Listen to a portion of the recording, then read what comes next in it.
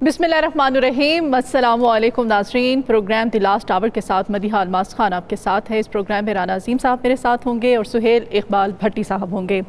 नाज़रीन, आज के प्रोग्राम का आगाज़ करेंगे भारत से। भारत में एक अमूमी फ़िज़ा कायम कर दी गई है। जी हाँ, ये अमूमी फ़िज़ा ये कायम की गई है कि भारत में अगर कोई भी सूरत हाल होती है, किसी भी मसले से वो दो चार होता है, तो उसका मलबा जो है वो पाकिस्तान पर डाल दिया जाता है और बिना किसी तहक़ीक़ के, बिना शवाहिद के, बिना किसी भी ठोस वजूहात के इल्ज़ाम लगा दिया जाता है। वो फिर मसला चाहे वो मोदी की हार हो, आम आदमी पार्टी से बीजेपी की, या फिर मोदी की अपनी पॉलिसियों की वजह से भारत के अंदर होने वाले एहतजाज हों, मुजाहरे हों, या फिर कश्मीर की अगर हम बात करें, कश्मीर में कश्मीरियों की अपने हक़ खुद इरादियत के लिए आवाज़ उठाने की वजूहात हों, तमाम तर मलबा जो है वो पाकिस्तान पर डाल दिया जाता है।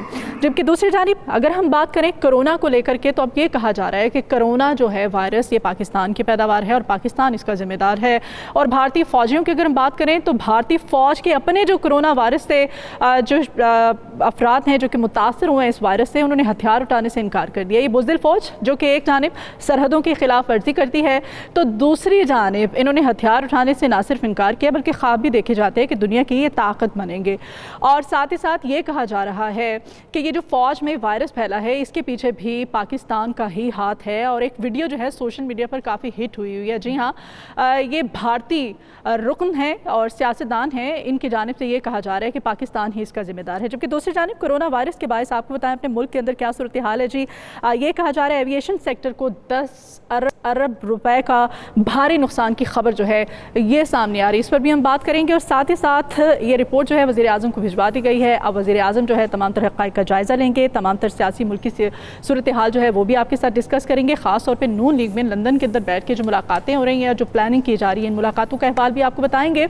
और इसके बाद पाकिस्तान पीपल्स पार्टी के चेयरमैन बिलावल भुट्टो जरदारी, जी हाँ, उनका जो काबिल सत्ताइश एक स्टेटमेंट, हालिया बयान उनका सामने आया। उन्होंने कहा है कि ये वक्त जो है वज़ीर आज़म पाकिस्तान पर तनकीद करने का वक्त नहीं है, बल्कि ये वक्त जो है ये मिलकर हुकूमत के साथ कोरोना वायरस को कंट्रोल करने का वक्त है। बिलावल का जो इक़दाम है इसको भी काबिल सत्ताइश करार दिया जा रहा है। और साथ ही साथ आवाम के लिए खबर है जी, 1000 अरब रुपए का इजाफी टैक्स, जी हाँ, कहा जा रहा है आप तैयार हो जाइए, आवाम से वसूल किया जाएगा। किस मद में और किस तरह से वसूली होगी और नए बजट में क्या क्या होगा ये भी हम जानेंगे। सबसे पहले भारत की जो खबर है राना साहब से जानते हैं। राना साहब, इतनी आसानी से भारत जो है वो कैसे तमाम कोई भी इल्ज़ाम हो, कोई भी सूरत हाल हो, मलबा पाकिस्तान पर डाल देता है बिना शवाहिद के, बिना कोई भी तहकीकात के?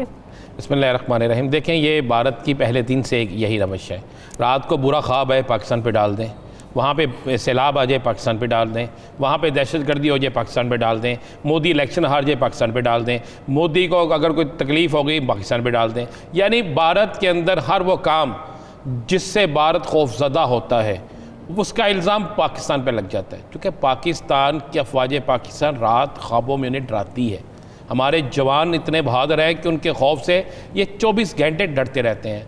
और अब कोरोना वायरस, पहले तो भारत ने कोशिश की कि इस कोरोना वायरस में छुपा के रखें, हर चीज़ को बिल्कुल खामोशी रखें, ताकि क्योंकि पूरी दुनिया की एक बड़ी इंडस्ट्री वहाँ पे मौजूद है ना, इंटरनेशनल जो बहुत सी कुव्वतें, उनकी बड़ी इन्वेस्टमेंट वहाँ पे है। तो इन्होंने कहा किस तरह के कहीं वो इन्वेस्टमेंट भाग ना जाए, पहले वहाँ पे हंगामे। अब उसके बाद उन्होंने कहा ये कोरोना वायरस को छुपा के रखें। कोरोना वायरस को छुपा नहीं सकते थे। कोरोना वायरस में आज आपको बता दूँ कि भारत के अंदर बेइंतहा फैल चुका है, मदीहा बेइंतहा। उसको जितना मर्जी छुपाने की कोशिश करिए नहीं छुपा सकते। अब उसके बाद जब इन्होंने देखा कि अब उस पर काबू भी नहीं पा सकते हैं, इनके फौजी जवान जो हैं वो भी उसके लिए काम करने के लिए तैयार नहीं है, वो भी भाग रहे हैं उससे। तो उसके बाद इनके सियासतदानों ने, सियासतदान ना सिर्फ मलबा जो है वो पाकिस्तान पर डाल रहे हैं बल्कि कोरोना वायरस का इलाज जो है वो भी बता रहे हैं कि किस तरह से इलाज जो है एक मसली मामला, इसलिए मैं उसकी तरफ हम नहीं जाते। तो ये मामला है, अगर आप उसकी सियासतदान और उस मजहबी रहनुमा की गुफ्तगू सुना सकें तो पता चलेगा कि जो आज सोशल मीडिया पे वायरल हुई है। हाँ। और लोग हंस रहे हैं कि ये देखें कि अब कोरोना वायरस का भी सारा मामला पाकिस्तान पे डाल दिया। सारी दुनिया को पता है कोरोना वायरस कहाँ से आया, सारी दुनिया को पता है कोरोना वायरस जो है उसके मामला क्या है। क्योंकि ये शायद भूल गए हैं कि भारत के अंदर चाइना की एक बहुत बड़ी सामान चाइना से जो आता है उसकी बहुत बड़ी खप जो है वो भारत में आती है, ईरान में जाती है, इटली में जाती है। 3 ममालिक ऐसे हैं जहाँ पे बहुत बड़ी तादाद में सामान जाता है। तो अब जब उन्हें कुछ नहीं पता चला तो उनके सियासतदानों ने ये सारा मलबा जो है वो पाकिस्तान पर डालना शुरू कर दिया, ताकि अपनी अवाम को ये मुतमिन कर सकें कि ये आलम है। और दूसरी तरफ इनका आलम ये है, सूरत हाल ये है कि आज सुबह न्यू दिल्ली एयरपोर्ट पर जब वहाँ पर सैकड़ों की तादाद में भारतीय पैसेंजर वहाँ पे मौजूद थे, उन्होंने अपने जब पासपोर्ट वहाँ पे रखे तो इन लोगों ने पहले क्या किया कि उन पासपोर्ट्स को बिल्कुल हाथों पे दस्ताने चढ़ाकर उस पासपोर्ट को पकड़ा और पकड़कर पीछे रख दिया। उन लोगों ने कहा जी बोर्डिंग करें, हमारा टाइम है, हमें पासपोर्ट वापस करें। तो इन्होंने कहा जी पासपोर्ट को खौफ का आलम देखें, तो पासपोर्ट का हमने हाथ नहीं लगाना, अगर पासपोर्ट को हाथ लगाएंगे तो जनाब हमें कोरोना हो जाएगा। यानी इनकी सिविल एविएशन, इनकी फौज, इनके मजहबी रहनुमा, इनके सियासतदान, इन सब को कोरोना से इतना खौफ आता है और सारा मलबा ये पाकिस्तान पे डालते हैं। पाकिस्तान के अंदर अल्हम्दुलिल्लाह रब्बिल आलमीन हम कह सकते हैं कि हमारे हर अदारे का हर शख्स जो है वो कोरोना के खिलाफ जंग लड़ रहा है। अफवाज पाकिस्तान से लेकर सिविल एविएशन हो, आम आदमी से लेकर डॉक्टर्स हो, कोई भी शोबा हो, उसमें से किसी ने ये नहीं कहा कि मैं इस खौफ से काम नहीं करूंगा। खदशात का इजहार किसी ने किया होगा, लेकिन उसके बावजूद पाकिस्तान के अंदर एक एक शख्स को आप देख लें, किसी जगह जिस जगह चाहे आप देख लें तो आपको नजर हर कोई अपना किरदार अदा करे। अच्छा, ये जो पैसेंजर्स थे जिनके इन्होंने पासपोर्ट लेके, मैंने तो ये भी सुना है कि डस्टबिन तक में फेंक दिए गए और फिर पैसेंजर्स ने वहाँ पर जो एहतजाज किया, अपनी हुकूमत के खिलाफ जो नारेबाजी की, कहाँ से आए थे ये पैसेंजर्स जो इनको इतना खदशा था कि इनको भी कोरोना वायरस हो जाएगा? जी बिल्कुल, ये पैसेंजर वो थे जो भारतीय ही थे, अब दूसरे मुल्कों में जा रहे थे। देखिए भारत अपने मुल्क के पैसेंजर्स, ठीक है, और उन्होंने वहाँ पे नारेबाजी की, वहाँ पे उन्होंने सख्त तरीन अल्फाज इस्तेमाल किए। अब वो एक पैसेंजर वो कह रहा है मेरा पासपोर्ट है, मैं घर से लेकर आया हूँ, मुझे कोरोना नहीं हुआ, और जो वहाँ पे खड़ा है डेस्क पे वो कह रहा है नहीं जी मैं नहीं, मैं वापस भी नहीं करूँगा, वापस पकड़ूंगा उसे पासपोर्ट को तो मुझे फिर कोरोना ना हो जाए। ये खौफ की अलामत है, ये उन लोगों में होती है जिनका ईमान कमज़ोर, इनका ईमान तो है ही नहीं ना। हम तो अल्हम्दुलिल्लाह ईमान वाले हैं सारे, पाकिस्तान में मुसलमान ईमान रखते हैं, ईमान की ताकत से जीता है। तो भारत के अंदर ये सारे मामला इस तरह चल रहे हैं कि वहाँ के सियासतदान, वहाँ के अंदर उनके अंदर खौफ है, कोरोना का इल्ज़ाम पाकिस्तान पे है। फौज के अंदर इस कदर खौफ है कि फौजी जवान जो कोरोना का मरीज फौजी हुए हैं अब उनकी राइफल को भी हाथ लगाने के लिए तैयार। चलिए इस पे भी हम बात करेंगे। ये जो फौज है और ये बड़ी ताकत बनने की दुनिया की कोशिश करते हैं, इनके बारे में भी आपसे डिस्कस करूंगी। मैं सुहेल साहब को भी शामिल है, गुफ्तगू करते हैं और अपने नाज़रीन को बताते हैं जी कोरोना वायरस के बाद एविएशन सेक्टर को 10 अरब रुपए का भारी नुकसान की खबर सामने आ रही है और कहा जा रहा है कि एविएशन डिवीजन ने रिपोर्ट वज़ीर-ए-आज़म को पेश कर दी है और PIA को 7 अरब रुपए, जबकि सिविल एविएशन अथॉरिटी को 3 अरब रुपए नुकसान का सामना करना पड़ सकता है। सुहेल साहब से जानते हैं। सुहेल साहब बताइएगा, अभी तो कोरोना से निपटने की तैयारियां जो है बहरहाल जारी हैं, सूरत हाल बेशक बहुत बेहतर है, लेकिन मजीद नुकसान का भी अंदेशा जो है वो हम कर सकते हैं कि मजीद भी नुकसान हो सकता है। क्या कहेंगे इस बारे में? जी मदिया, कोरोना वायरस के इंसानी सेहत पर पाकिस्तान में असरात तो जारी हैं, लेकिन उसके साथ साथ अब मुल्क की मौशियत बिलखुसूस मुख्तलिफ शोबों में सरकारी कंपनियों के ऊपर भी उसके असरात मुरतब होना अब शुरू हो गए हैं। यकीनी तौर के ऊपर दुनिया के दीगर ममालिक की तरह पाकिस्तान में भी इंतहाई सख्त इकदाम करने का सिलसिला शुरू हो चुका है और आइंदा 10 से 15 रोज़ के दौरान हर गुजरते दिन के साथ सूरत हाल को मद्देनज़र रखते हुए हुकूमत पाकिस्तान की जानिब से इंतहाई सख्त इकदाम उठाए जाएंगे, जिससे यकीनी तौर के ऊपर मुख्तलिफ शुबों के अंदर मुख्तलिफ सरगर्मियाँ मुतासिर होंगी, तो अल्टीमेटली नुकसान तो होगा। लेकिन इस वक्त जो हम देखते हैं कि एविएशन के शोबे के अंदर हुकूमत ने इंतहाई सख्त इकदाम किए, क्योंकि सबसे ज़्यादा जो खदशात थे कि बैरून मुल्क से आने वाले जो लोग हैं और वो इस वायरस को जहाँ पे ट्रैवल ना करें, कुछ इस तरह के केसेस सामने भी आए, लेकिन उसके पेश नज़र जो फ़्लाइट ऑपरेशन था उसको इंतहाई रिस्ट्रिक्ट किया गया। तो सिर्फ रवा माह के दौरान एविएशन के शोबे के अंदर 10 अरब रुपये का नुकसान हुआ है। ये एक एविएशन डिवीज़न की जानिब से रिपोर्ट मुरतब करके प्राइम मिनिस्टर इमरान खान साहब को पेश की गई है, जिसमें PIA को भी 7 अरब रुपये का नुकसान बर्दाश्त करना पड़ा है, 3.25 अरब रुपये एविएशन डिवीज़न को नुकसान बर्दाश्त करना पड़ा है। इस हवाले से अगरचे कल वज़ीर-ए-आज़म इमरान खान ने नेशनल राब्ता कमेटी का इजलास तलब कर लिया है। आपको याद होगा कि 2 रोज़ कब सिविल एविएशन अथॉरिटी की जानिब से एक नोटिफिकेशन जारी हुआ, जिसमें कहा गया कि कोरोना वायरस के पेश नज़र हुकूमत पाकिस्तान जो इक़दाम कर रही है उसके तनाजुर में 21 मार्च से जितने बैरून मुल्क मुकीम पाकिस्तानी हैं या गैर मुल्कियों, 21 मार्च से जो भी पाकिस्तान आएगा तमाम निजी एयरलाइन इस बात की पाबंद होंगी कि उनसे पहले कोरोना वायरस से मुतल्लिक टेस्ट रिपोर्ट उनके पास होनी चाहिए और उसमें उनका रिज़ल्ट मनफी होना चाहिए और तमाम मुसाफिर रिपोर्ट अपने साथ कैरी करेंगे। बसूरत दीगर एयरलाइंस उनको बोर्डिंग कार्ड मत जारी करें और अगर इस स्क्रीनिंग रिपोर्ट के बावजूद ना रखने वाले अफराद अगर पाकिस्तान एयरपोर्ट पर लैंड कर गए तो उनको डिपोर्ट कर दिया जाएगा। इंतहाई सख्त इक़दाम था, जिसके नतीजे में यूरोपियन ममालिक में बिलखसूस और कनाडा अमेरिका में भी पाकिस्तानियों के अंदर बेहद तशवीश पाई जाती है, बहुत मुश्किलात हैं। बहुत सी शिकायत हमें मसूल हुई, ईमेल्स हुई, कॉल्स आए, क्योंकि इस वक्त कनाडा में, अमेरिका में और दीगर ममालिक के अंदर सरकारी तौर के ऊपर कोरोना के टेस्ट की रिपोर्ट नहीं जारी की जा रही। और उसके साथ बहुत से लोग ऐसे भी हैं जो सिंगल एंट्री के तहत गए, अगर उन्हें आपने वापस आए, उनके पास वो रिपोर्ट ना हुई, आप उन्हें डिपोर्ट करते हैं, वो वापस जिस मुल्क में जाएंगे उनका स्टेटस गैर कानूनी तस्वुर होगा। बेपनाह मुश्किल सूरत हाल का सामना है 21 मार्च से पाकिस्तानियों में बिलखसूस, और उन्होंने हुकूमत से और प्राइम मिनिस्टर से इस बात का मुतालबा किया है, दरख्वास्त की है, बल्कि एविएशन डिवीज़न को भी आज बहुत से मरासले मसूल हुए हैं स्टूडेंट्स की जानिब से बिलखसूस कि बैरून मुल्क सरकारी तौर के ऊपर और प्राइवेट लैब्स के अंदर भी कोरोना की कोई इस टाइप की टेस्ट रिपोर्ट फराम नहीं की जा रही, लिहाजा इस कंडीशन पर रिव्यू किया जाए। इस बात का इम्कान है कल नेशनल राब्ता कमेटी के अंदर शायद इस मामले को देखा जाए। बसूरत दीगर 21 मार्च से जब लोगों को रोका जाएगा कि वो बगैर टेस्ट रिपोर्ट के पाकिस्तान ना आए, तो बहुत ज़्यादा पाकिस्तानियों की मुश्किलात में इजाफा होगा। इसके साथ साथ सुहेल, ये 21 मार्च को ना सिर्फ पाकिस्तानियों की मुश्किलात जो कि ओवरसीज हैं उनकी मुश्किलात में इजाफा होगा, बल्कि PIA को और दीगर एयरलाइंस को जो है खासा नुकसान भी होगा। वज़ीर आज़म को जो रिपोर्ट पेश की गई है, क्या इस रिपोर्ट के अंदर कोई सजेशंस जो हैं वो दी गई हैं कि जो नुकसान है इसका हजम जो है वो कम किया जा सके? कोई इस तरह की हैं सजेशंस? मदिया, फिल वक्त तो जी नुकसान का वॉल्यूम बताया गया 10 अरब है, आने वाले दिनों के अंदर इसका वॉल्यूम अभी और बढ़ेगा। वक्ती तौर के ऊपर इस लॉस को मिटिगेट करने के लिए बताया गया है कि PIA ने अपने ऑपरेशन को सस्पेंड किया है, एविएशन डिवीज़न के पास और कोई ऑप्शन नहीं है। इस सूरत हाल के अंदर ये नुकसान हर सूरत बर्दाश्त करना होगा। यही वजह है कि हुकूमत एक $600 मिलियन का एक प्लान तैयार कर रही है, मुख्तलिफ शुबों को कैसे फैसिलिटेट करना है। तो 1 से 1.5 माह बाद उस प्लान के ऊपर अमल दरामद शुरू होगा, लेकिन अभी मजीद एविएशन के शोबे के अंदर नुकसान बर्दाश्त करना होगा। दूसरा, हम बताना चाह रहे थे कि वफाकी हुकूमत की हिदायत की रोशनी में मुख्तलिफ सरकारी कंपनियों ने भी कोरोना वायरस से बचाव के लिए इंतहाई सख्त इकदाम शुरू कर दिए हैं। OGDCL की बात करें, वहाँ पर रिसेंटली अपॉइंट होने वाले MD OGDCL शाहिद सलीम खान ने भी मुलाजमीन के लिए 3 कैटेगरीज में तश्कील दिया है। Category A, B, C। इंतहाई एमरजेंसी के दौरान कौन से अफसरान दफ्तर में अवेलेबल होंगे, कितने अफसरान घर से बैठ कर काम करेंगे, वेंडर्स का मुख्तलिफ कंपनियों का दाखिला OGDCL में बंद कर दिया गया है। माड़ी पेट्रोलियम वर्क टू होम की पॉलिसी के ऊपर अमल दरामद हो चुकी है।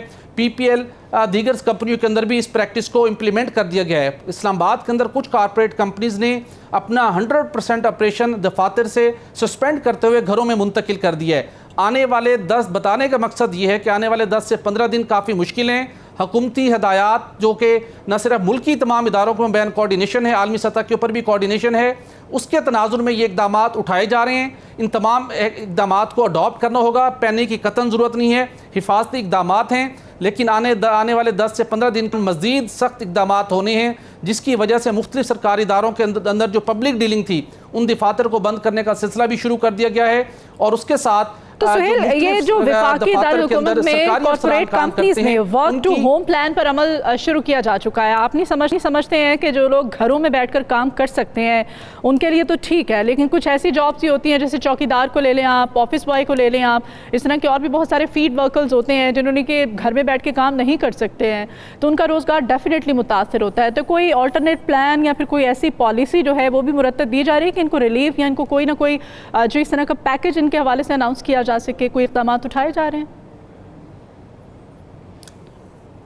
देखिए, मुख्तलिफ कंपनियों से वाबस्ता मुलाजमीन जो ग्रेड 1 से 5 की बात कर लें या 1 से 10 की बात कर लें, उन सब को अगर उन्हें दफ्तर आने से मना किया गया है, वो भले घर पर मौजूद हैं और अगर कोई काम नहीं भी कर रहे उनको तनख्वाह मिलेगी, उनकी तनख्वाह बंद नहीं की गई। हिफाजती इक़दाम किए गए हैं।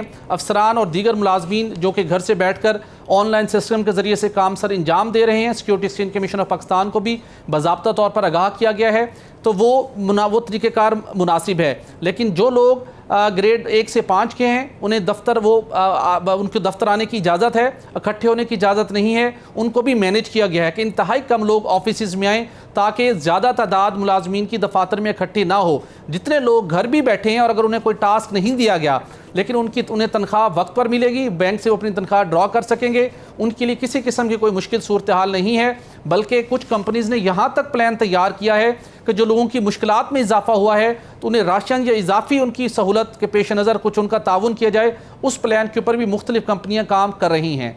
जी। सही है जी, अगली स्टोरी की जानिब बढ़े और बात करते थे फ़ौज की। भारतीय फ़ौज में मज़ीद सैकड़ों फ़ौजियों में कोरोना वायरस की तस्दीक हो गई है। कल भी हमने आपको बताया था और बुज़दिल भारतीय फ़ौजियों ने इसी कोरोना वायरस के डर से हथियार उठाने से इनकार कर दिया है और कहीं उनको ये ख़दशा है कि कहीं वो राइफ़लें उठाएँ या हथियार उठाएँ तो उनको कोरोना वायरस जो है वही ना हो जाए, कोरोना वायरस से मुतासर ना हो जाए। और इसी हवाले से दीवारों पर इश्तिहारात भी लगाए जा रहे हैं कि कोरोना वायरस का शिकार कोई भी शख्स जो है वो भारतीय छावनियों के अंदर भी दाखिला हो।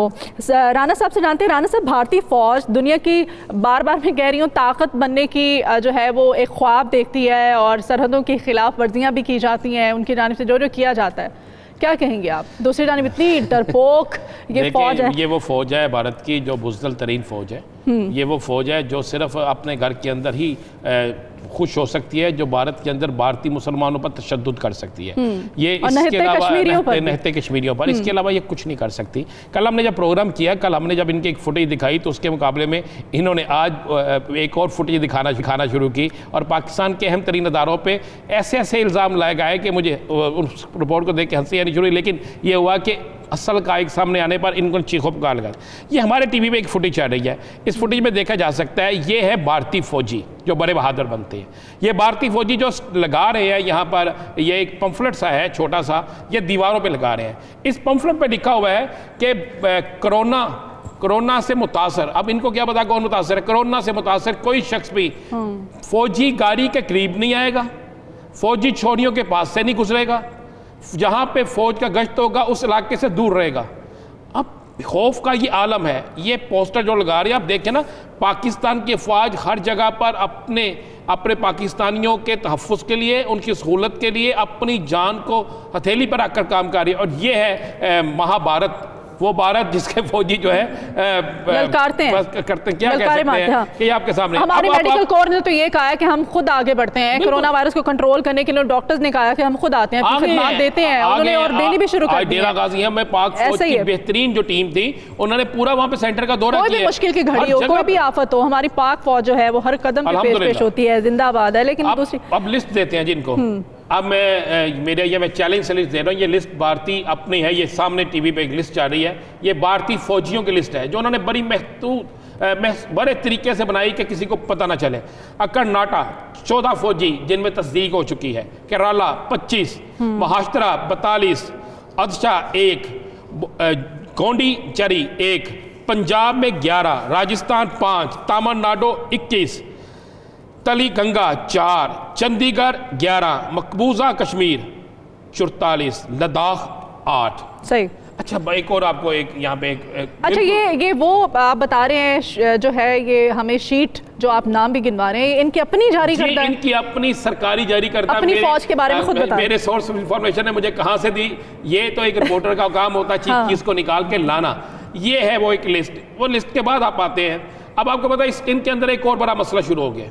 मसला ये शुरू हो गया कि ईरान की एक बंदरगाह भारत के पास है। ईरान बंदरगाह आपको पता है भारत के पास है। उस बंदरगाह पे बहुत से भारतीय फौजी मौजूद हैं जो सिविल कपड़ों में होंगे या जिस तरीके से होंगे, उनकी ड्यूटी है जो भी कर रहे हैं वो। उनमें से तकरीबन 95% में बाकायदा ये वायरस आ गया। 95%। उनकी जो फैमिलियां वहाँ रह रही थी वो वापस जब भारत गई हैं, और जब अब वो आना चाहते हैं तो उनको ये कहा जा रहा है कि अगर आप आए तो आपको गिरफ्तार करके जेलों में फेंक दिया जाएगा। इलाज भी नहीं कह रहे, और उनकी छुट्टियां मनसूख कर दी हैं। उनकी फैमिलीज के लोगों को जबरदस्ती कमरों में बंद कर दिया गया है। ये इनके साथ हो रहा है। मतलब भारतीय फौज को ये तासुर है, उनकी ये सोच है कि ये जो कोरोना वायरस के शिकार मरीज है, बेचारे मुतासिर जो लोग हैं, ये उनके लिए खुद कुछ बम्बार है, मुश्किल बम्बार। उसके बाद तीसरी चीज़ आपको बताऊँ हो गया है। अच्छा, जिन भारतीय फौजियों में ये कोरोना वायरस, मैंने अब तो लिस्ट आपको सामने रख दी है, और बाकी चीज़ें आनी शुरू हुई, तो अब इन्होंने क्या करना शुरू कर दिया। जब उनको अस्पतालों में दाखिल करवाया या कुछ भाग गए तो वहाँ पर जो उनका असला होता है वो जमा होता है ना। अब दीगर पूरी भारतीय फौज ने ये एक उनके जहन में पड़ गया सारी चीज़ें। उन्होंने कहा जनाब हमने अब असला नहीं वो लेना। अब क्या उनको किस इल्म भी नहीं है, बस वो जी नहीं वो गन्ने नहीं हमने उठानी, उन गन्नों के अंदर जो है वो कोरोना वायरस है। ये इतना खौफ है भारतीय के फौजियों ने गन्ने उठाने से इनकार कर दिया कि उसमें कोरोना ना हो जाए। तो इन्होंने सरहदों पे क्या लड़ना है। इन्होंने सिर्फ मजलूम आवाम पे ना, मजलूम कश्मीरियों पे जुल्म करना है और अल्लाह की तरफ से ये पकड़ में आ गए हैं। भारतीय फौजियों ने गन्ने उठाने से इनकार कर दिया है, भाग रहे हैं। भारतीय फौजियों के जो जिन में कोरोना था उनकी फैमिलीज जो है वो चाहती हैं कि हमारी औलाद वापस आए। जो बंदरगाह पे है उनको आने से इनकार, उनको लाने से इनकार कर दिया गया। और जो यहाँ पे है अब उनकी एक एक बटालियन में, जिस बटालियन में एक एक शख्स भी निकला है, पूरी की पूरी बटालियन जो है उसको नज़रबंद नहीं जिस तरह किया जाता, वो करने का फैसला हो चुका है। और उस पर एक फ़ौज के अंदर समझे कि इनके अपने अंदर एक ऐसी लड़ाई शुरू हो गई है कि अब फौजी जो है, भारतीय फौजी, वो अपनी ही जो हुकूमत है उसको गालियां निकाल रहे हैं। और पहले आपने देखा होगा कि पिछले दिनों चला था, अगर उनको इलाज की सहूलतें नहीं दी जाएंगी, हिफाजती तदाबीर नहीं अपनाई जाएंगी, अगर उनको नजरबंद कर दिया जाएगा, फैमिलीज को मिलने नहीं दिया जाएगा, तो फिर तो कल तो हमने ये भी खबर दी थी कि वो इस्तीफे भी दे रहे हैं, वो तो अपने ओहदों से बर्खास्त भी हो रहे हैं, रिजाइन भी कर रहे हैं। तो फिर ऐसी सूरत हाल तो इनको मोदी हुकूमत को सामना करना पड़ेगा, फेस करनी पड़ेगी, सामना करना पड़ेगा। और ऐसी सूरत हाल का सामना शुरू हो गया है, भारत के अंदर शुरू हो गया। बुज़दिल भारतीय हुक्मरान और बुज़दिल भारतीय फौज जो है कोरोना से डर के इस कदर खौफजदा हो चुकी है कि जिसकी इंतहा कोई नहीं। आपको याद होगा पिछले दिनों में तो इनके फौजियों ने कह दिया था कि हमें ये दाल मिलती है जिसमें सिर्फ पानी है और हमें ये नहीं मिलता, ये नहीं मिलता और फला फला। अब तो वो भी चीज़ें सामने आना शुरू हो गई हैं। अब तो वो कहना शुरू हो गया कि जनाब हमें तो एक सिंपल गोली नहीं मिलती जिसे खाने के बाद बुखार उतर सके। तो भारत के अंदर कोरोना जो है उसका खौफ भारतीय फौज से लेकर सियासतदानों में, भारतीय जितने सरकारी मुलाजमीन से लेकर हुक्मरानों में इस कदर पैदा हो चुका है कि जिस बुनियाद पर वो सबसे ज़्यादा अकड़ते हैं वो भी हो गया। और मैं आपको ये भी एक और इस अकड़ में तो फिर उनको ख्याल आएगा ना कि ये सब पाकिस्तान का किया धरा है और पाकिस्तान की साजिश है ये कोरोना वायरस। वो तो कहेंगे, वो चंडीगढ़ के एक अस्पताल में इनकी सबसे बड़ी जो खुफिया एजेंसी रहा है उसके 3 एहलकार जो अफगानिस्तान में बैठ के पाकिस्तान के खिलाफ साजिश करते थे वो तीनों चंडीगढ़ के अस्पताल में दाखिल हैं। वो तीनों दाखिल हैं, यानी इनकी खुफिया एजेंसी के जो लोग हैं वो भी खौफ से कोरोना वायरस के शिकार होकर दाखिल हैं। और इस वक्त भारत जो है, जहां भारत टूट रहा था, अब पूरा भारत के अंदर कोरोना वायरस इस तरह फैल रहा है कि वहां पर जो अरबों रुपए, अरबों डॉलर्स की इन्वेस्टमेंट इंटरनेशनल कुफ्तों ने की थी, अब वो भी सोच रहे हैं, उनको भी इतला मिल रही है कि उनकी इन्वेस्टमेंट भी डूब रही है। ठीक है जी, ये तो भारतीय फौजियों का अहवाल हमने आपको बताया कि कोरोना वायरस से किस कदर खौफदा है भारतीय फौज। अगली खबर की जानिब बढ़ते हैं और आपको बताएं कि कोरोना वायरस से बचाव 10 हिफाजती आलात की बरामद पर पाबंदी आयद कर दी गई है और वफाकी हुकूमत ने वजारतों के इख्तियारात को महदूद कर दिया है। कहा गया है कि वफाकी वजारतों को बरामदात और दरामदात पर इजाज़त या पाबंदी से रोका जाए। बरामदात और दरामदात की इजाज़त या पाबंदी से मुतालिक तमाम फैसले अब वजारत तिजारत करेगी। सुहेल साहब से जानते हैं इस तमाम स्टोरी का बैकग्राउंड। सुहेल साहब बताइएगा कौन कौन से हिफाजती आलात हैं जिनकी दरामद पर पाबंदी लगाई गई है। विफाक ने वजारतों के इख्तियारात भी महदूद कर दिए हैं, किस तरह से इख्तियारात महदूद किए गए हैं, क्या लाहे अमल अपनाया जाएगा? मदिया, मामला ये है कि वफाकी काबीना ने मुख्तलिफ अशिया की बरामद या दरामद के हवाले से अगर पाबंदी आयद करनी है या कोई रिलैक्सेशन देनी है तो ये एक्सक्लूसिवली ये इख्तियार वजारत तिजारत को तफवीज़ किया हुआ है कुछ मखसूस शराइत के साथ। और उसकी भी जब वजारत तिजारत को इस किस्म का फ़ैसला करती है तो उसकी भी फिर तौसीक हासिल करनी होती है वफाकी काबीना से। ऑब्जेक्टिव ये होता है कि एक तमाम तर जो मामलात हैं, जो कोई बड़ा फ़ैसला है किसी चीज़ की दरामद या बरामद से मुतल्लिक, उससे वफाकी काबीना तमाम इदारे उससे ऑन बोर्ड हों, कोई गलत कदम ना उठाया जाए। लेकिन रिसेंटली हमने देखा कि जैसे कोरोना वायरस के मरीज़ों की तादाद बढ़ने लगी, उसकी शिकायत सामने आई तो मास्क की किल्लत पैदा होना शुरू हुई और बहुत से मुनाफाखोर लोगों ने और मफाद परस्त लोगों ने हज़ारों लाखों तादाद में मास्क को पाकिस्तान से एक्सपोर्ट करने की कोशिश की। कस्टम्स हकाम ने एयरपोर्ट्स पर उन्हें पकड़ा, उनके खिलाफ कार्रवाई भी की गई। लेकिन इस सारी सूरत हाल के दौरान वजारत सेहत ने और दीगर मुख्तलिफ इदारों ने अपने इख्तियारात इस्तेमाल करते हुए मुख्तलिफ अशिया की इंपोर्ट और एक्सपोर्ट के हवाले से पाबंदियाँ आयद करना शुरू कर दी। वजारत तिजारत ने यह मामला वफाकी हुकूमत के सामने, वफाकी काबीना के सामने टेकअप किया कि इस तरीके से मामला दुरुस्त तरीके अंदाज में नहीं चल सकते। कोरोना वायरस की सारी सूरत हाल से मुतल्लिक वफाकी काबीना को आगाह किया गया। नेशनल इंस्टीट्यूट ऑफ हेल्थ की सिफारिशात भी उनके सामने रखी गई, जिसके बाद 2 बड़े फैसले किए गए हैं। जो द लास्ट आवर्स को मसूल होने वाले सरकारी दस्तावेज़ के मुताबिक 10 ऐसे हिफाजती आलात हैं जो कि जिनका बराह रास्त जिनकी ज़रूरत पेश आती है कोरोना वायरस से बचाव या हिफाजती तदाबीर या उनकी इलाज मुआलजे के दौरान या तशख़ीस के दौरान, तो उसमें उनकी एक्सपोर्ट यानी उन्हें बरामद करने के ऊपर पाबंदी आयद कर दी गई है, जिसके अंदर टाइविक सूट्स हैं, डिस्पोजेबल गाउन्स हैं, डिस्पोजेबल ग्लव्स हैं, फेस शील्ड्स हैं, N95 मास्क हैं, बायोहैज़र्ड्स बैग्स हैं, गोगल्स हैं, शू कवर है, सर्जिकल मास्क हैं और हैंड सैनिटाइज़र्स हैं। ये 10 ऐसे आइटम्स हैं जिनके ऊपर बाज़ाब्ता तौर के ऊपर वज़ारत तिजारत ने वफाकी काबीना का तफ़वीज़ करदे इख्तियारात के तहत पाबंदी आयद कर दी है। उसके साथ एक और फ़ैसला भी करवाया गया है वफाकी काबीना से कि वज़ारत सेहत हो वो या नेशनल डिज़ास्टर मैनेजमेंट अथॉरिटी हो या कोई भी और वजारत हो, उसके पास ये इख्तियार नहीं है कि वो किसी भी आइटम की बरामद या दरामद के ऊपर पाबंदी या उस पाबंदी को ख़त्म करने का या पाबंदी आयद करने का फ़ैसला करे। ये बिल्कुल वफाकी काबीना ने वज़ीर-ए-आज़म इमरान खान की हिदायत की रोशनी में ये मामला तय कर दिया है कि किसी भी आइटम के ऊपर अगर पाबंदी आयद होगी या रिलैक्स करना होगा, सबसे पहले वफाकी काबीनों को आगाह करना लाजिम होगा। और तो ये तमाम इक़दाम तो मेरे ख्याल से बड़े अच्छे हैं और हंगामी सूरत हाल के पेश नज़र ये तमाम इक़दाम उठाए जा रहे हैं। आप नहीं समझते कि इससे गवर्नेंस जो है बेहतर होगी? पहले हम अपनी ज़रूरियात को इस वक्त जिस सूरत हाल से हम दो चार हैं अपनी ज़रूरियात को मद्देनज़र रखें, फिर उसके बाद बरामदात की तरफ आएँ। अच्छा डिसीजन है, गवर्नेंस बेहतर होगी, इंप्रूव होगी, सूरत हाल जो है मज़ीद कंट्रोल होगी। आप नहीं समझते? जी बिल्कुल मदिया, ये अच्छा इकदाम उठाया गया है जिसके नतीजे में जो एक बैड गवर्नेंस का फिर मुख्तलिफ एग्जाम्पल सामने आती हैं उससे आप बच जाएंगे। और इस वक्त इन हालात की पाकिस्तान को अशद ज़रूरत है। कुछ लोग इनको पैसा कमाने की घर से एक्सपोर्ट करने की कोशिश कर रहे थे, उन्हें रोक दिया गया है। अगरचे कि नॉर्मल हालात के अंदर उन्हें इजाज़त होती है मुख्तलिफ कंपनियों को एक्सपोर्ट करने की, लेकिन अब हालात ऐसे नहीं हैं जिसकी वजह से इन 10 आइटम्स के ऊपर मुकम्मल तौर पर पाबंदी आयद की गई है। और इस सारे सिनेरियो के दौरान चीन से भी हुकूमत पाकिस्तान ने दरख्वास्त की हुई थी, जहाँ से चीन से पाकिस्तान को टेक्निकल सपोर्ट मिलना बाज़ाब्ता तौर पर शुरू हो चुकी है। वहीं पर चीन की जानिब से मास्क की फराहमी का सिलसिला भी शुरू किया गया है और पाकिस्तान की इमदाद भी शुरू की जाएगी। और उसके साथ साथ मज़ीद जितनी पाकिस्तान को टेक्निकल हेल्प की ज़रूरत होगी इस मामले के अंदर वो भी फराहम की जाएगी। लेकिन ये ज़रूरी था कि अपने हाउस को इन ऑर्डर किया जाए कि यहाँ पर ऐसी मसाइल पैदा ना हो जिसके नतीजे में यहाँ पर आवाम की मुश्किलात में इजाफा हो। तो उस तनाजुर में देखा जाए तो एक अच्छा फैसला है और दीगर वजारतों को भी मुस्तकिल तौर पर रोक दिया गया है। के बारे में तो वजारत तिजारत और विफाक की आपने पॉलिसी से हमें आगाह किया। दरामदात की भी कुछ बात कर लेते हैं अपनी ज़रूरियात को मद्देनजर रखते हुए। ख़ास तौर पे कुछ चीज़ें ऐसी है जैसे वेंटिलेटर है, जैसे निज़ाम तनफ़ुस की बहाली के लिए कुछ अद्वियात होती हैं और दीगर सामान होता है। इस बारे में भी कोई स्ट्रेटजी जो है अपनाई जा रही है, कोई पॉलिसी बनाई गई है?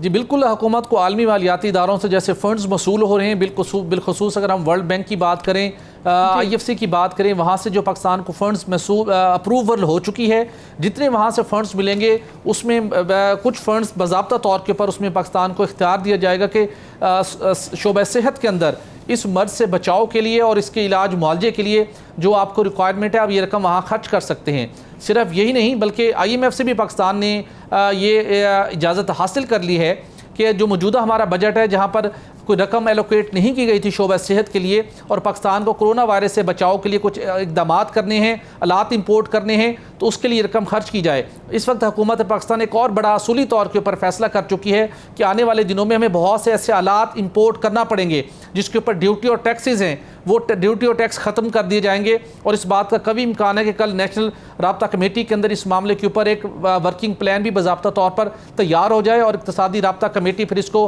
बाज़ाब्ता तौर के ऊपर इसकी मंजूरी देगी कि जो आलात या मशीनरी हमने इंपोर्ट करनी है फौरी तौर पर इंपोर्ट की जाए, उसके ऊपर ड्यूटी या टैक्स आयद नहीं किए जाएंगे। ये भी एक यकीनी तौर के ऊपर एक अच्छा इक़दाम होगा इस सारी सूरत हाल से निमटने के लिए। और आलमी इदारों की जानिब से जो पाकिस्तान को इमदाद मिलने का सिलसिला शुरू हुआ है उस रकम से भी एक खतीर रकम मुख्तलिफ आलात की इंपोर्ट के ऊपर खर्च की जाएगी। जी सही है जी। लास्ट आवर में यहाँ मुझे एक कहा जा रहा है, नाज़रीन ब्रेक लेते हैं, ब्रेक के बाद दोबारा हाजिर होते हैं। आप हमारे साथ रहिए।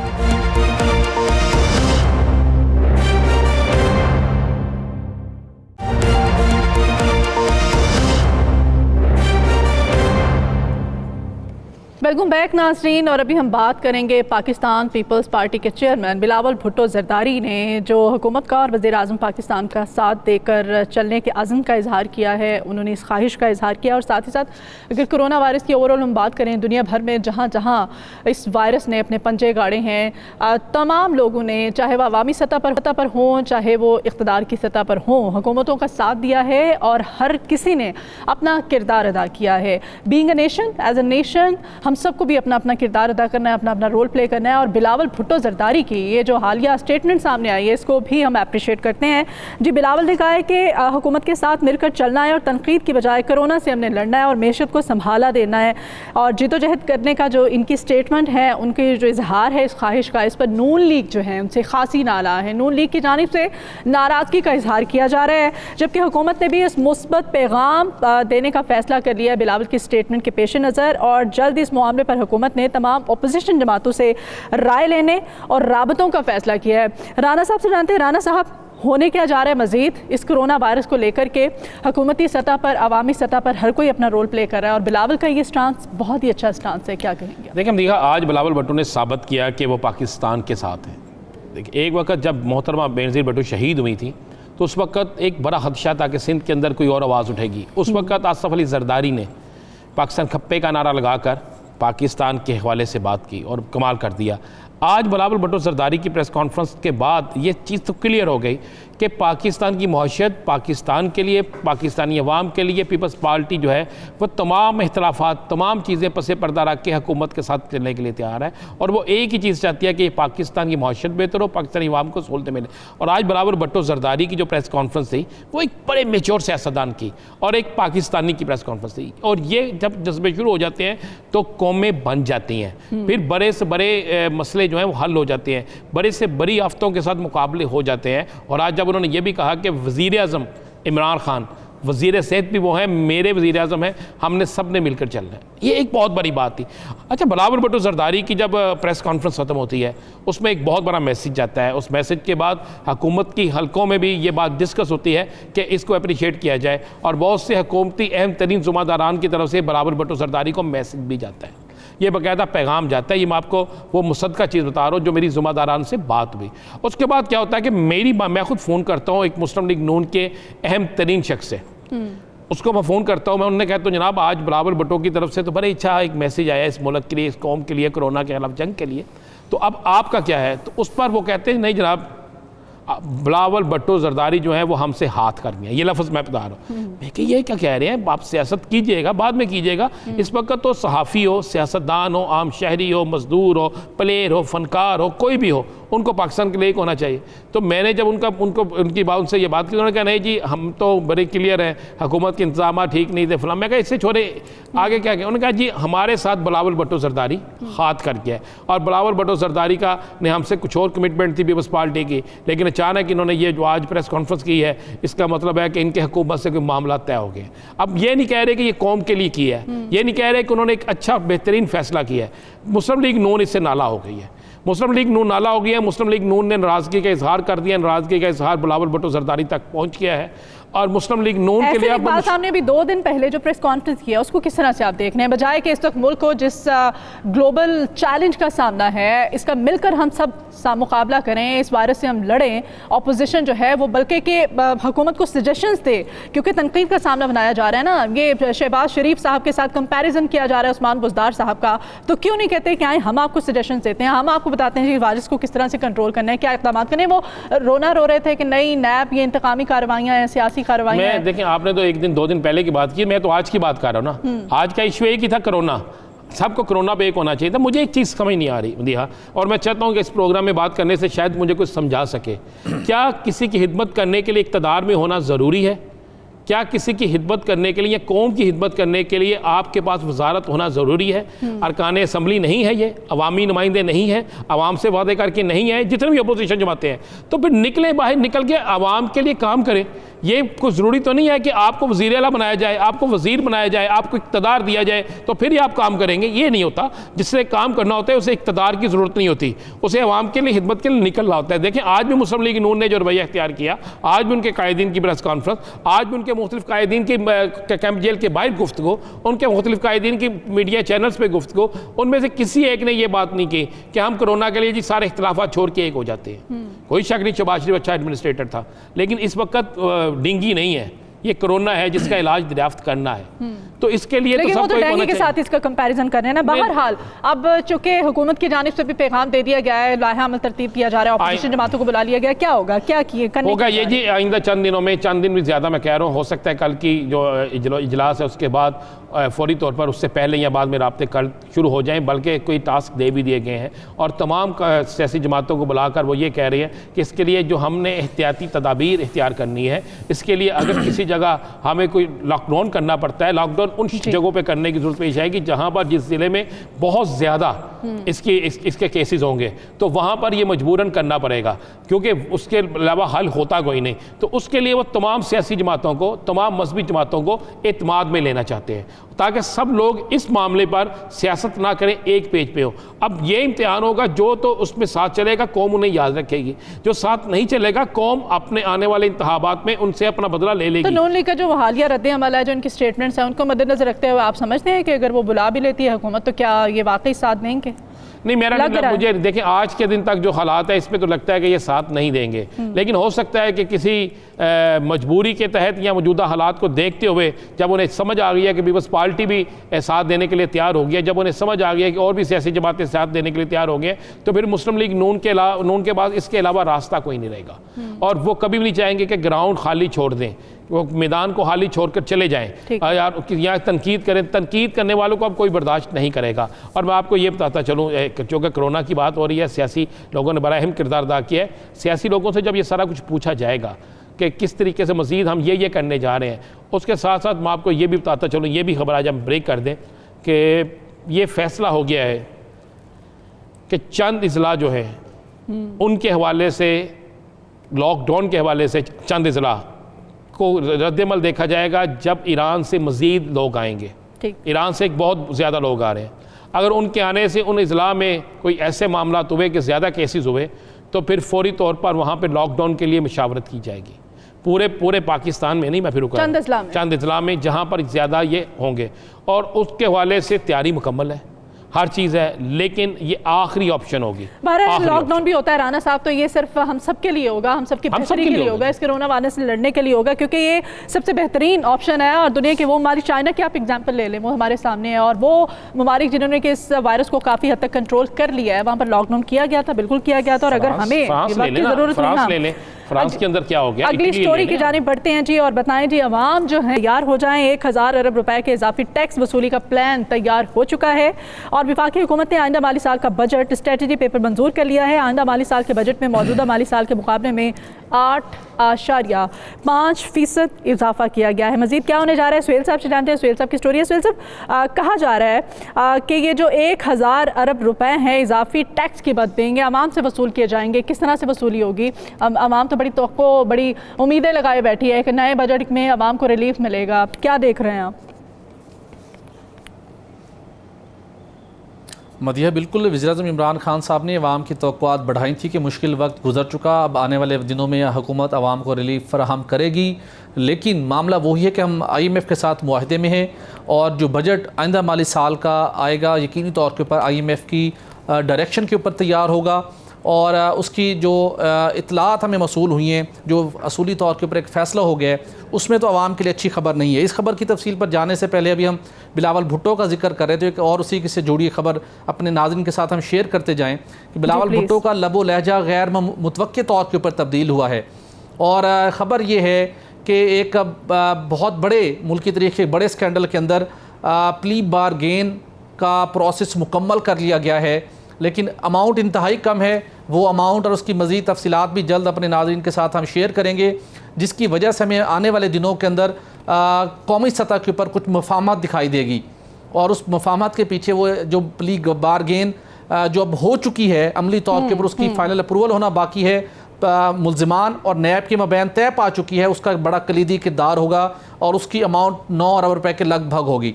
तो इसकी अपनी स्टोरी की तरफ वापस आते हैं कि आइंदा माली साल के बजट का स्ट्रेटजी पेपर वफाकी हुकूमत ने बाज़ाब्ता तौर पर मंजूर कर लिया है, जिसके नतीजे में जो अवाम एक्सपेक्ट कर रहे थे रिलीफ, वो रिलीफ किसी जगह पर मौजूद नहीं है।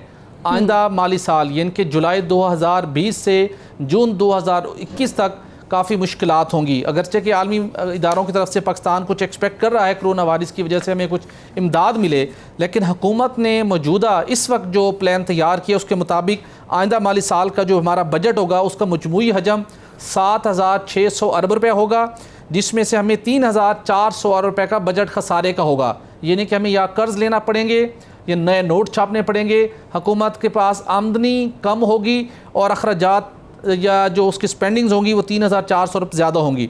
इसके अंदर 1,000 अरब रुपए का इजाफा किया जा रहा है, जिसके अंदर कुछ जो इस वक्त मुख्तलिफ शोबों के अंदर टैक्स एग्जम्पशंस हैं उनको ख़त्म किया जाएगा और उसके साथ साथ 735 अरब रुपये के बिल्कुल नए टैक्स जो पहले नहीं आयद किए गए वो आयद करके मजमूई तौर के ऊपर 1,000 अरब इजाफी कलेक्शन करने की कोशिश की जाएगी, जिसका बोझ यकीनी तौर के ऊपर आवाम पर पड़ेगा और ये काफ़ी मुश्किल सूरत हाल होगी।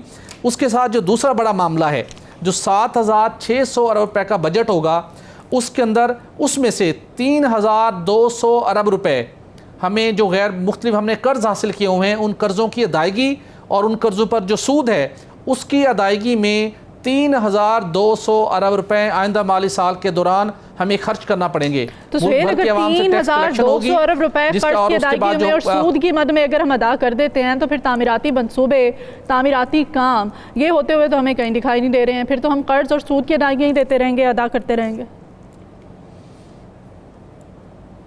जी मदिया, बिल्कुल ऐसे है जैसे कि हुकूमत ने जो अपना बजट का एस्टिमेट किया है जिसको मजमूई हजम होगा वो 7,600 अरब का है और मुख्तलिफ मनसूबे हुकूमत प्लान करेगी, बनाने की कोशिश भी करेगी, लेकिन उन मनसूबों के लिए हुकूमत को मज़ीद कर्ज़ लेना पड़ेगा। तो ये जो एक कशकोल या एक कर्ज़ की जो एक मुश्किल सूरत हाल है उससे बदस्तूर हम उसमें गिरफ़्तार रहेंगे, उससे निकलने की कोई राह दिखाई नहीं दे रही। उसके बाद हम बात कर लें तो पाकिस्तान को इंटरनल और एक्सटर्नल लेवल के ऊपर सिक्योरिटी के चैलेंजेस का सामना है, उनका भी मुकाबला करना है। गुज़श्ता साल आपको याद होगा कि पाक फ़ौज ने मुल्की मुआशी सूरत हाल को पेश नज़र रखते हुए वाज़े तौर पर कहा था कि वो बजट के अंदर, दिफाई बजट के अंदर इजाफा नहीं करेंगे, लेकिन अब हुकूमत प्लान कर रही है कि जिन सूरत हाल का सामना है, जिस सूरत हाल से निमटना है, चैलेंजेस बढ़ रहे हैं, उसके पेश नज़र जो हमारा दिफाई बजट है उसके अंदर तकरीबन 248 अरब रुपये का इजाफा करते हुए ये तकरीबन 1,400 अरब रुपये मुख्तस करने की तजवीज़ दी गई, जिसको वफाकी हुकूमत ने मंजूर कर लिया है। रवा माली साल का जो हमारा दिफाई बजट था वो 1,152 अरब रुपये का था, लेकिन अब मसाइल बढ़ रहे हैं, बहुत से मुश्किल सूरत हाल है, जिसके पेश नज़र इस दिफाई बजट के अंदर भी प्राइम मिनिस्टर ने असूली तौर के ऊपर इत्तफाक किया है कि हमें इसमें इजाफा करना होगा। इसी तरह जो एक और जो बड़ा फिगर है जो सारी सूरत हाल के दौरान हुकूमत ने जायज़ा लिया, बहुत तफसीली मीटिंग थी ये, जिसके अंदर बताया गया कि पाकिस्तान तहरीक इंसाफ की हुकूमत ने जितना प्लान तैयार किया है और उसका जो आखिरी साल भी होगा तो उसके दौरान हम GDP मैक्सिमम कितने अचीव कर सकते हैं। तो रवा माली साल के दौरान तो 2.5% तक रहने की उम्मीद है और पाकिस्तान तहरीक इंसाफ का जब आखिरी साल भी मुकम्मल होगा जो इस वक्त उनका प्लान है उसमें भी GDP 5% से ज़्यादा नहीं बढ़ पाएगी। अगर 5% तक भी चली गई मौजूदा 2.5% से बढ़ते हुए तो एक सिग्निफिकेंट इम्प्रूवमेंट ज़रूर होगी, लेकिन माजी के अंदर माजी के सालों में जो हमने 5.8% तक GDP अचीव की थी वो पाकिस्तान तहरीक इंसाफ के आखिरी साल में भी 5% से GDP ग्रोथ बढ़ती हुई दिखाई नहीं दे रही। ये वजारत ख़जाना के अपने तैयार करदा फिगर्स हैं। और उसके साथ सब्सिडी बड़ा इंपॉर्टेंट फैक्टर होता है किसी भी बजट के अंदर। जो अब बजट स्ट्रेटजी पेपर मंजूर किया गया है तो सब्सिडी की मद में जो सब्सिडी है मौजूदा रवा माली साल के मुकाबले में 13 अरब रुपये कम की जाएगी, चूँकि IMF इस मामले के अंदर उसने हतमी तौर पर तय करना है और ये सारी जो स्ट्रेटजी पेपर तैयार किया गया है IMF की मशावरत से किया गया है। तो आइंदा माली साल के दौरान सब्सिडी 273 अरब अभी भी IMF ने तय करने हैं तमाम मुआवजे। इसका मतलब ये है कि साबिका कर्जों ने इस सूरत हाल से हमें दो चार किया है कि हम खुद मुख्तार इसलिए नहीं कर सकते हैं, हम खुद मुख्तार नहीं हैं। बहरहाल अगली स्टोरी की जानिब में बढ़ते हैं और नून लीग की कुछ सियासी सूरत हाल के हवाले से आपको आगाह करें। जी, एक अर्से से अभी मोहम्मद नवाज शरीफ चूँकि लंदन में है तो वहाँ पर मुलाकातों का सिलसिला जारी है और मुलाकातें करने के जो मकासद हैं, मुलाकातें तो होती रहती हैं लेकिन मकासद महज तब्दील होते हैं। आजकल जो मुलाकातें जा रही हैं उसकी दो मकासद ज़ाहिर नज़र आ रहे हैं। एक ये है कि मियां मोहम्मद नवाज शरीफ साहब को वतन वापस लाने के लिए जितने भी इक़दामात किए जा रहे हैं उनको रोका जा सके, और दूसरा ये कि मरियम जो है वो लंदन जा सके। राना साहब से जानते हैं। राना साहब, अहम तरीन मुलाकातें जा रही हैं, मुलाकात करने वाले कौन से लोग थे, क्या हो रहा है लंदन में, किस प्लानिंग का आगाज़ किया जा रहा है? देखिए मदीहा, जहाँ पूरी दुनिया के अंदर कोरोना वायरस पे बात हो रही है, चाहे दुनिया का कोई मुल्क भी हो, उसकी अपोजिशन हो, हुकूमत हो, वो एक ही मामले में लगी हुई है कि उस अपने मुल्क को बचाया जाए। मुल्क होगा सियासत होगी, मुल्क के अवाम होंगे सियासत होगी, मुल्क खुशहाली होगी तो सियासत होगी। मगर बदकिस्मती देखें कि हमारे मुल्क के अंदर कुछ सियासी कुव्वतें ऐसी हैं जो एक दूसरे को नीचे गिराने पर लगी हुई हैं। मियाँ मोहम्मद नवाज शरीफ लंदन में बैठे हैं, उनके साथ उनके भाई लंदन में बैठे हैं, बाकी टीम उनकी लंदन में बैठी है। तो लंदन के अंदर कोरोना वायरस की बजाय पाकिस्तान के मुआशी हालात से बाहर निकलने की बजाय किसी को मिलने की बजाय ये वहाँ पर सिर्फ़ और सिर्फ अपनी पाकिस्तान ऐसी वापसी की जिसमें आते ही इन्हें सियासत की, जहाँ पर आते ही इन्हें पाकिस्तान के अंदर इक़्तिदार की कोई नवीद सुनाई दे, उसके लिए कोशिशें शुरू कर रखी हैं। हमारे ज़रा इस बात के कन्फर्म कह रहे हैं कि चंद रोज़ कबल जो मुलाकातों का सिलसिला मियाँ नवाज शरीफ ने शुरू किया था, जिस पर राना सनाउल्लाह ने वाज़े कहा था कि मियाँ नवाज शरीफ की इस्टेब्लिशमेंट से मुलाकातें जो है बरतानी इस्टेब्लिशमेंट से, मैं उनसे इनकार नहीं करता।